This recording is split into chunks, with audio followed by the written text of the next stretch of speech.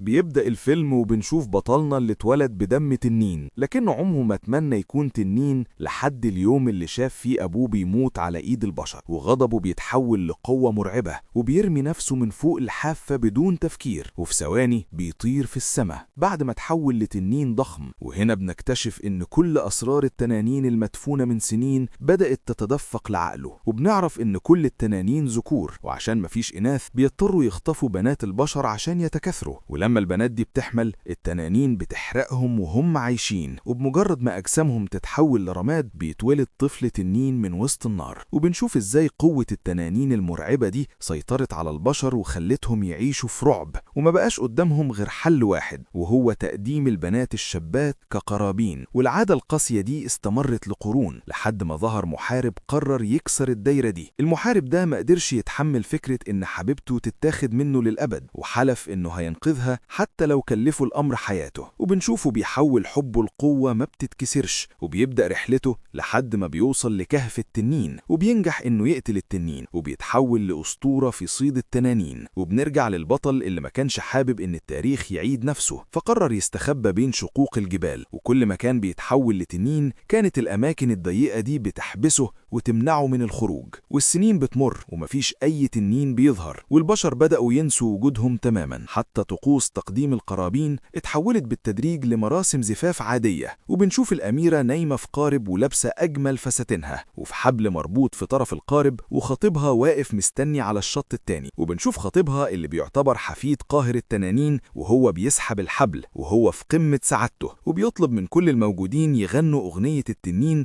عشان يحتفلوا بفرحه. وكان مقتنع تماما إن التنانين انقرضت من زمان، وما يعرفش إن كبرياء التنين ما بيقبلش السخرية. وفي اللحظة دي بالظبط بنشوف لمبة الزيت اللي جنب الأميرة بتطفي فجأة، والسماء بتتحول للون الأسود، ورياح شديدة بتبدأ تهب على المكان، والتنين بيظهر غصب عنه وبيهجم وبيخطف ميروسلافا حفيدة الملك. وبنشوف ملامح الرعب على وشوش كل الحاضرين اللي مش مصدقين اللي بيحصل، ومفيش أي حد قادر يوقفه ولا حتى إيجور خطيبها. وبنشوف إيجور واقف عاجز تماما لأنه ما يمتلكش أي قوة مميزة تواجه التنين، والتنين الضخم بيطير بعيد وبياخد ميروسلافا معاه في السماء لحد ما بيسيبها على جزيرة مهجورة ومعزولة تماما. والمكان بيبقى غرقان في ضلمة مرعبة، والجزيرة نفسها شكلها ملعون، وتضاريس الجزيرة متكونة من هيكل عظمي عملاق لتنين قديم. وبنشوف ضلوع ضخمة طالعة من الأرض كأنها شجر ملتوي، وعظام كبيرة في كل مكان، ومفيش أي طريق واضح للهروب، ومستحيل حد يقدر يخرج من المكان ده. وميروسلافا بتبقى مرعوبة ومكسورة، وفي عز خوفها بتلمح شاب موجود على الجزيرة، وبتجمع شجاعتها وتقرب منه وتسأله انت مين واسمك ايه؟ لكن الشاب بيفضل ساكت ما بيردش، لانه في الحقيقة ما يعرفش حتى اسمه، وبتبان على ملامحه الحيرة والضياع كأنه عايش هنا من طفولته مهجور ومنسي. ميروسلافا بتحس بالشفقة ناحيته، وعشان ما عندوش اسم بتقرر تسميه أرمن. وبيبدأوا يتكلموا مع بعض ويكسروا حاجز الصمت اللي في الجزيرة ببطء، لكن فجأة بنشوف تنين مرعب بيظهر قدامهم، والأرض بتتهز من تحتهم بسبب وزنه الضخم. وميروسلافا بتتجمد من الرعب وبتغمض عينيها، ولما بتجمع شجاعتها وتفتح عينيها تاني ما بتلاقيش أي أثر لأرمن، وبدل منه بنشوف كائنات صغيرة غريبة مخيفة بتلف حواليها، وشكلهم مرعب ومش طبيعي، وبيبصولها بنظرات غريبة ومزعجة.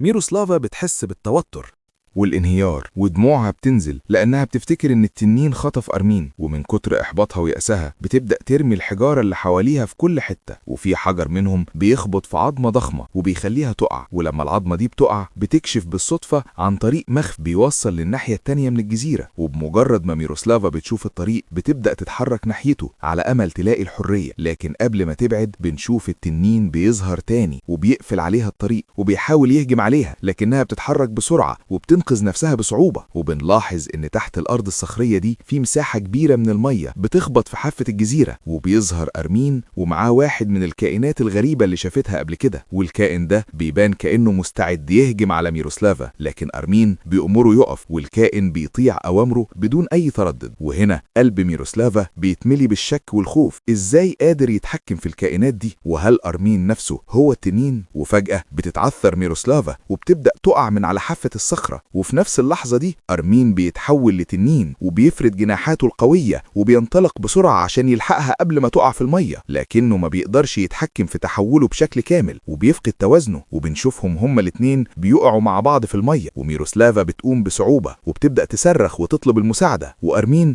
رجع لشكله البشري ومرمي فاقد الوعي، وفي لحظة رعبها بترفع صخرة وبتبدأ تضربه بيها وهي فاكرة إنه ممكن يهجم عليها تاني، لكن بتستوعب الحقيقة وإنه وقع عشان كان بينقذها وبيحميها، وإنه مش تنين شرير زي ما تخيلت. ولما بتشوفه فاقد الوعي في المية بتسحبه لبره بمجهود كبير، وبيبقى واضح إنهم أنقذوا حياة بعض. وبمجرد ما بترجعه للجزيرة أرمين بيبدأ يتحول لتنين تاني، لكنه بيفقد الوعي بسرعة وبيرجع لشكله البشري بعد ما استنزف كل طاقته. وتاني يوم الصبح بنشوف ميروسلافا بتاخد قرار إنها مش هتقدر تفضل هنا، وبتقول لنفسها أنا ههرب. لكن في نفس اليوم عاصفة عنيفة بتبدأ، وصوت الرعد بيضرب والبرق بينور السماء، والبحر بيبقى هايج ومستحيل الهروب منه. وبيدخل الليل وبنشوف ميروسلافا بتعالج جروح أرمين بعناية باستخدام أعشاب لقيتها على الجزيرة، وبتنظف جروحه وبتلفها برفق. وفي الليلة دي بتنام وبتحلم إن يجور جاي ينقذها وبيحضنها بقوة، وبتحس بالأمان واشتياق للرجوع لبيتها. لكن لما بتصحى ما بتلاقيش إيجور جنبها، بتلاقي أرمين، وبنسمعه بيقول لها بصوت هادي اهدي انت في أمان معايا. وبتعدي الأيام وبنشوف الثقة بتبدأ تكبر بينهم ببطء، وخوفهم بيتحول لتفاهم وبيتحولوا لأصدقاء حقيقيين بيلعبوا سوا وبيسبحوا في المية الصافية وبيجروا بحرية على الجزيرة، والضحك بياخد مكان الصمت. لكن في يوم بتبان ملامح القلق على أرمين، وبيفكر ماذا لو الوحش اللي جواه صحي في يوم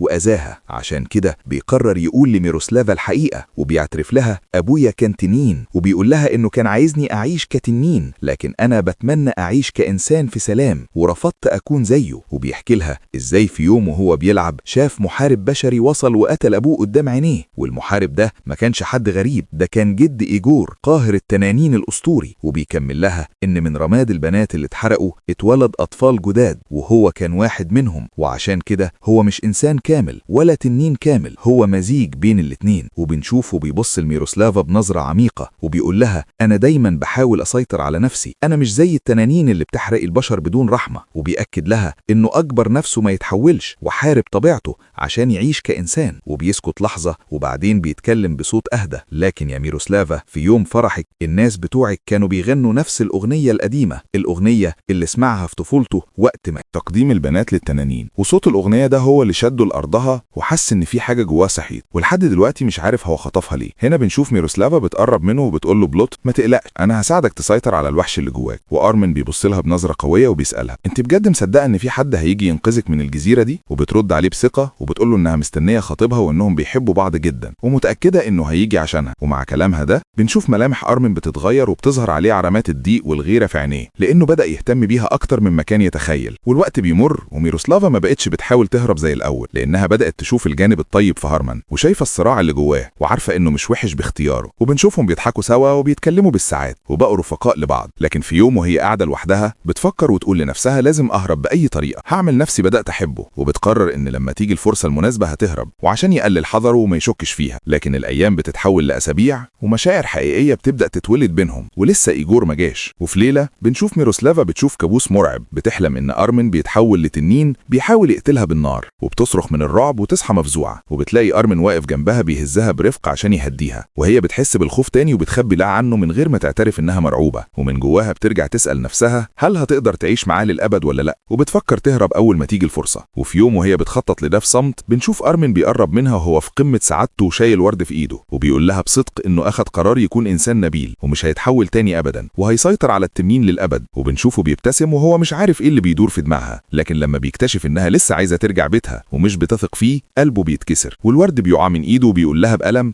اعملي اللي انت عايزاه، وبيقول لها لو عايزة تمشي امشي ومش هيجبرها تفضل. وبيدخل الكهف وهو في قمة غضبه وحزنه، ولأن التنين بيظهر وقت الغضب والحزن بيبدأ يتحول، لكن برضه ما بيكونش عايز يأذيها. وميروسلافا بتحس بالخجل وبتهمس وتقول سامحني أنا ما وثقتش فيك، وبتدرك غلطتها وإن أرمن حارب الوحش عشانها وهي خدعته، وكان المفروض تتكلم بصدق بدل ما تجرحه. ودلوقتي بنشوف أرمن بيبعد عنها وبيقول لها ببرود فات الأوان، أنا حاربت كتير عشان أسيطر على الوحش لكن شكك أضعفني، ودلوقتي التنين ما بقاش تحت سيطرته الكاملة وحاسس إنه خسر كل حاجة. وهنا بنشوف ميروسلافا مكسورة وعاجزة وبتسيب الجزيرة في قارب صغير وقلبها مليان حزن. وفي نفس الوقت على البحر بنشوف إيجور وأخوه بقالهم سنين بيدوروا عليها، وبنعرف إن الجزيرة كانت مسحورة ومخفية عن العيون العادية، وده السبب إنهم ما قدروش يلاقوها. وهنا بتتكشف حقيقة إيجور، وإنه عمره ما حب ميروسلافا بجد، وكان عايزها بس عشان السلطة، وإنه شخص جبان بطبعه. وبنسمعه بيهمس لأخوه بخوف ويقول له أنا خايف، يمكن لازم نرجع، وكأنه مش مهتم هي عايشة ولا ميتة. وأخوه بيبص له باشمئزاز وبيقول له أنت حتة جبان، لو مش مهتم بخطيبتك إحنا بنخاطر بحياتنا ليه؟ وفي اللحظة اللي بيقرروا فيها يمشوا بيلمحوا ميروسلافا من بعيد، وإيجور بيغير نبرة صوته وبيقول لها بتمثيل أنا دورت عليكي كتير جدا وحشتيني قوي، تعالي معايا ننتقم من التنين. لكن ميروسلافا مش عايزة حد يأذي أرمن، فبتكذب وتقول التنين ده ما بقاش عايش هنا، خلونا نرجع القصر. وبيرجعوا كلهم وبتبدأ تجهيزات الفرح من تاني، والمملكة كلها بتفرح لرجوعها، وبتبدأ مراسيم الزفاف.